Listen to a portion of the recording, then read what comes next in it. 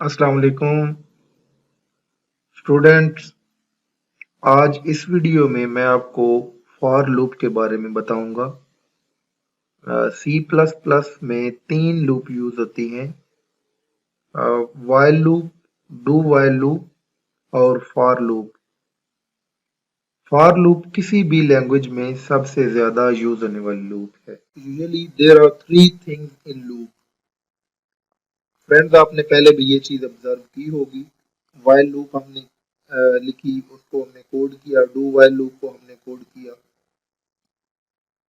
तो उसमें तीन चीजें जो है वो जरूरी होती हैं। First one, variable initialization. ठीक है कि हम एक वेरिएबल डिक्लेयर करके उसको इनिशियलाइज करते हैं। सेकंड, कंडीशन टेस्टिंग, कि वाइल लूप हो या डू वाइल लूप या फॉर लूप, तीनों में जो सेकंड है वो कंडीशन टेस्ट होती है। और थर्ड वन क्या है, वेरिएबल इंक्रीमेंट, कि हमने जो वेरिएबल इनिशियलाइज किया था उसको हम इंक्रीमेंट करते हैं। तो ये तीन चीजें ये जरूरी हैं। मैं आपको ये दिखा देता हूँ जो हमने लास्ट अपना प्रोग्राम एक लिखा था। ये देखें, जिसमें हमने 1 to 1000 इंटीजर्स को ऐड किया था वाइल लूप के जरिए। तो ये देखें, ये एक वेरिएबल हम इनिशियलाइज कर रहे हैं जिसको हमने ये ऊपर डिक्लेयर किया हुआ है। ये फर्स्ट थिंग होगी। सेकंड, हम कंडीशन टेस्ट करते हैं इसी वेरिएबल पे, ये हम कंडीशन टेस्ट कर रहे हैं। और थर्ड वन, हम वेरिएबल को इंक्रीमेंट करते हैं, तो ये हम वेरिएबल को इंक्रीमेंट कर रहे हैं। ठीक है, तो ये तीन चीजें किसी भी लूप में जरूरी है।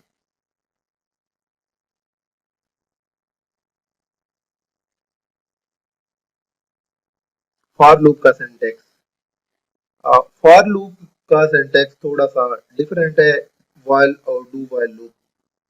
इसमें ये होता है कि ये तीनों चीजें जो कि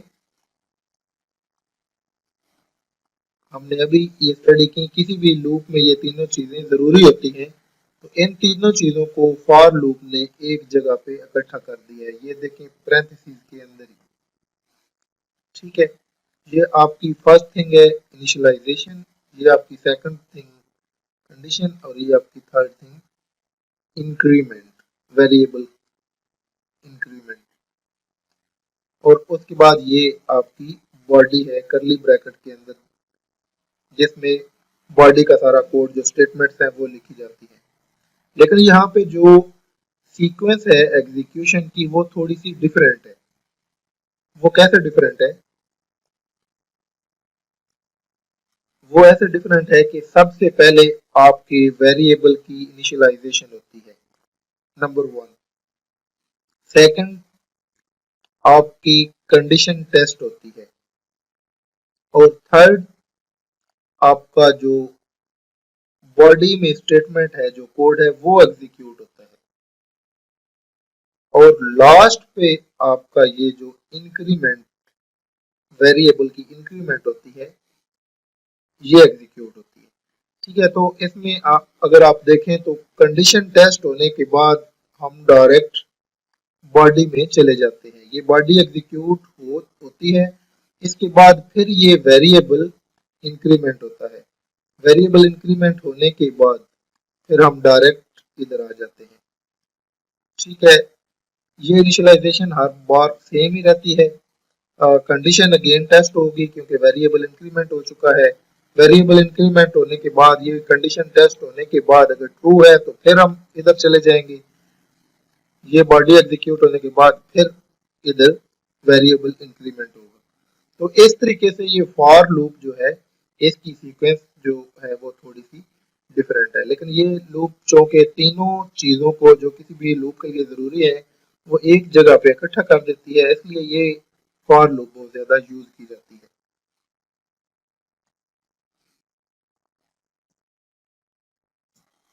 फॉर लूप के रिलेटेड हम एक problem statement, write a C program that print table of two on the screen. तो फॉर लूप को हम यूज करते हुए टू का टेबल जो है वो स्क्रीन पे डिस्प्ले कराएंगे। उसके लिए हम अपने जो सेकंड सेशन प्रैक्टिकल का है डेव सी प्लस प्लस में चलते हैं और यहाँ पे हम एक न्यू प्रोग्राम क्रिएट करते हैं सोर्स फाइल और ये न्यू प्रोग्राम क्रिएट हो। फ्रेंड्स इसमें ये सी आउट इसकी हमें ज़रूरत नहीं है, तो हम क्या करते हैं कि टूल में जाकर जहाँ पे हमने ये डिफ़ॉल्ट कोड लिखा था कि ये हर न्यूली क्रिएटेड फाइल में ये बाय डिफ़ॉल्ट ये रिटर्न हो, तो हम एडिटर ऑप्शन में जाकर ये डेटा डिफ़ॉल्ट सोर्स और यहाँ पे ये हम रिमूव कर देते हैं, ठीक है, ताकि ये हर दफ़ा हमें हर न्यू फाइल में ये क्योंकि ये हमारी ज़रूरत नहीं है तो ओके कर देते हैं। ओके, अभी हम इसके बाद जो फाइल क्रिएट करेंगे उसमें ये कोड नहीं होगा, तो हम एक प्रोग्राम लिखने जा रहे हैं जिसमें टू का टेबल जो है वो डिस्प्ले कराएंगे। तो उसके लिए सबसे पहले हम एक वेरिएबल डिक्लेयर करते हैं जो कि इन टाइप का होगा और इस वेरिएबल का नाम हम लिखते हैं काउंटर, ठीक है। आपको पता है कि वेरिएबल डिक्लेयर करना, वेरिएबल के जरिए कंडीशन टेस्ट करना और वेरिएबल को इंक्रीमेंट करना, ये तीन चीजें किसी भी लूप में जरूरी हैं, तो ये हमने वेरिएबल डिक्लेयर कर दिया। उसके बाद फॉर लूप का सिंटैक्स, फॉर कीवर्ड पैरेंथेसिस। अभी पैरेंथेसिस के अंदर पहला काम क्या होगा कि हम जो वेरिएबल है इसको इनिशियलाइज करेंगे, काउंटर इज इक्वल टू 1 कर देते हैं और सेमीकोलन, ये बहुत इंपॉर्टेंट है कि फॉर लूप के अंदर जो तीन चीजें लिखी हुई हैं ये तीनों चीजें सेमीकोलन से सेपरेटेड है। उसके बाद condition test, counter counter is less than और इक्वल टू 10 तक लेट्स सपोज हम लिखते हैं, हम कहते हैं कि ये काउंटर जो है ये 1 से स्टार्ट हो और जब तक ये 10 के बराबर नहीं हो जाता, 10 से कम या 10 के बराबर नहीं हो जाता, ठीक है। तो ये हम जो टू का टेबल लिखेंगे ये 10 तक लिखेंगे, ठीक है। तो उस और जो थर्ड है वो हम counter is equal to counter plus 1, ठीक है। तो ये हम काउंटर को प्लस प्लस करेंगे मतलब इंक्रीमेंट करेंगे, ठीक है। तो ये एंड पे एग्जीक्यूट होता है। यहाँ पे हम अभी टू का टेबल डिस्प्ले कराते हैं, सी आउट लेस देन, अभी डबल कोट में हम लिखते हैं two space into space less than और यहाँ पे हम काउंटर, ठीक है। तो ये क्या होगा, ये तो एज इट इज डिस्प्ले होगा 2 और यहाँ पे जो काउंटर है इसकी वैल्यू डिस्प्ले होगी जो कि 1 है और हर इटरेशन में ये इंक्रीमेंट होती जाएगी, यानी फर्स्ट टाइम 1 है तो ये 2 × 1 डिस्प्ले होगा, सेकंड टाइम 2 है तो ये 2 × 2 डिस्प्ले होगा, ठीक है। तो इसके बाद में फिर लेस देन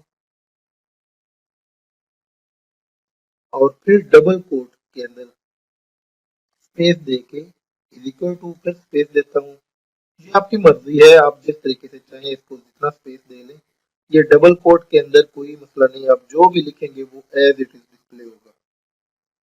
फिर उसके बाद लेस देन, ये लेस देन का मतलब एक्चुअली ये है कि एक सी आउट की न्यू लाइन, एक नई लाइन सी आउट की, तो इसका ये शॉर्ट कट ये है कि आप एक ही लाइन में लेस देन अगर अगेन डालेंगे तो ये जस्ट लाइक कंपाइलर इसको एक न्यू सी आउट जो है वो अंडरस्टैंड करेगा। तो यहाँ पे हम क्योंकि टू का टेबल जो है वो डिस्प्ले कराएंगे तो 2 × काउंटर, 2 × काउंटर, तो 2 × काउंटर का क्या मतलब है, काउंटर क्योंकि प्लस प्लस हो रहा है तो 2 × 1 होगा पहले, फिर 2 × 2 होगा, फिर 2 × 3 होगा, तो जो भी वो उसकी उसका रिजल्ट होगा वो यहाँ पे डिस्प्ले होगा। इसके बाद एक बहुत ही इम्पोर्टेंट करेक्टर जिसको हम न्यू लाइन करेक्टर कहते हैं कि जब 2 इंटू 1 इज इक्वल टू 2 ये पहली लाइन हो तो फिर सेकंड लाइन जो है वो फर्स्ट लाइन के नीचे आए, यानी फर्स्ट लाइन के आगे ना आए। जो सेकंड हम 2 इंटू 2 होगा वो दूसरी लाइन पे आए, तो उसके लिए यहाँ पे न्यू लाइन करेक्टर वो हम लिखते हैं स्लैश एन। ठीक है, तो स्लैश एन का मतलब ये है कि ये पहली इटरेशन में ये सारा जो कोड है ये पूरा ये डिस्प्ले होगा, और डिस्प्ले होने के बाद जब लास्ट पे ये स्लैश एन ये आएगा तो दूसरी लाइन पे कंपाइलर जो नेक्स्ट इटरेशन है उसमें दूसरी लाइन पे चला जाएगा। तो ये सी आउट ये कैसे होगा, ये देखें। आपने 2 इंटू ये काउंटर की जो वैल्यू है ये फर्स्ट टाइम क्या होगी 1, क्योंकि ये आपकी यहाँ पे 1 है। ठीक है, और आपकी जो कंडीशन टेस्ट हुई है वो भी ट्रू हो गई है, क्योंकि 1 इज लेस देन और equal to 10। Okay, less than है, तो ये 2 इंटू काउंटर क्या होगा 1, और फिर जो ये इज इक्वल टू है ये एज इट इज डिस्प्ले होगा इज इक्वल टू, और फिर ये 2 इंटू काउंटर इसकी वैल्यू डिस्प्ले होगी, ये क्या होगी 2 इंटू 1, तो ये कितना होगा 2, और इसके बाद ये जो न्यू लाइन करेक्टर है ये यहाँ से नेक्स्ट लाइन पे हमें भेज देगा। ओके, तो यहाँ पे ये लाइन डिस्प्ले होने के बाद अगेन हम आएंगे इधर। ठीक है, ये ऑलरेडी हमारा डिक्लेयर्ड है, इनिशियलाइज्ड है, काउंटर इज इक्वल टू 1, ये ऐसे ही रहेगा। इसके बाद हम इधर आ जाएंगे, कंडीशन टेस्ट होगी, तो अभी काउंटर हमारा क्या हो चुका है, सॉरी सॉरी, ये जब हमारा ये बॉडी पूरी एग्जीक्यूट हो जाएगी तो उसके बाद हम एंड पे counter is equal to counter plus 1 करेंगे, तो काउंटर प्लस 1 करने से हमारी वैल्यू काउंटर की 2 हो जाएगी। ठीक है, 2 हो जाने के बाद फिर हम यहाँ पे आएंगे। ठीक है, ये सेम एज इट इज रहेगा, उसके बाद कंडीशन टेस्ट होगी, तो यहाँ काउंटर 2 है, तो 2 is less than equal to 10। Okay, yes, ये ट्रू होगी, तो इसके बाद हम डायरेक्ट फिर बॉडी में आ जाएंगे। ठीक है, तो जब बॉडी में आएंगे तो यहाँ पे फिर क्या डिस्प्ले होगा 2 इंटू नंबर काउंटर, ये काउंटर क्या हो गया 2 हो गया, तो 2 इंटू 2 इज इक्वल टू ये 2 इंटू काउंटर, तो ये क्या होगा 2 इंटू 2 4। ओके, तो आगे न्यू लाइन स्लैश एन जो है ये हमें न्यू लाइन को भेज देगा। ठीक है, तो इसके बाद फिर हम कहाँ जाएंगे, ये वेरिएबल इंक्रीमेंट में, तो counter is equal to counter plus 1 होगा, तो काउंटर यहाँ पे क्या हो गया 3। जब ये 3 होगा काउंटर, तो इसके बाद हम फिर क्या कहाँ पे चले जाएंगे, डायरेक्ट इस जगह पे। ठीक है, तो ये डिक्लेरेशन है, इनिशियलाइजेशन ऐसी रहेगी। उसके बाद हम ये कंडीशन टेस्टिंग पे आएंगे, तो काउंटर 3 है, तो 3 इज लेस देन और इक्वल टू 10। ओके, 3 वाकई लेस देन और इक्वल टू 10 है, कंडीशन ट्रू होगी। फिर इसके बाद अगेन हम यहाँ पे आ जाएंगे, तो अभी क्या होगा सी आउट में हमारा 2 इंटू 3 नंबर, चूंकि काउंटर जो है वो 3 हो चुका है, इज इक्वल टू, इसके बाद 2 इंटू काउंटर यानी 2 ضرب 3, तो ये 6 हो जाएगा। तो ये देखें इस तरीके से फ्रेंड्स, ये जो टेबल है, ये जो लूप है ये चलती रहेगी, और लूप की हर इटरेशन में ये एक लाइन जो है ये डिस्प्ले होती जाएगी, और जब हमारा काउंटर पहुंच जाएगा 11 पे, ठीक है 10 पे नहीं, 10 पे कंडीशन ट्रू होगी, जब 11 पे पहुंचेगा तो यहाँ पे हमारी कंडीशन जो है ये फॉल्स हो जाएगी। जब ये हमारी कंडीशन फॉल्स हो जाएगी तो इसके बाद ये डायरेक्ट जंप करके इधर आ जाएगा। ठीक है, ये लूप जो है वो टर्मिनेट हो जाएगी। ठीक है, तो इसको हम अभी कंपाइल करते हैं, पहले सेव करते हैं, इसको हम लिखते हैं, इसका नाम देते हैं टेबल 2, सेव करते हैं। ये इसने एरर दिया है, ये एरर क्या कहता है, मेन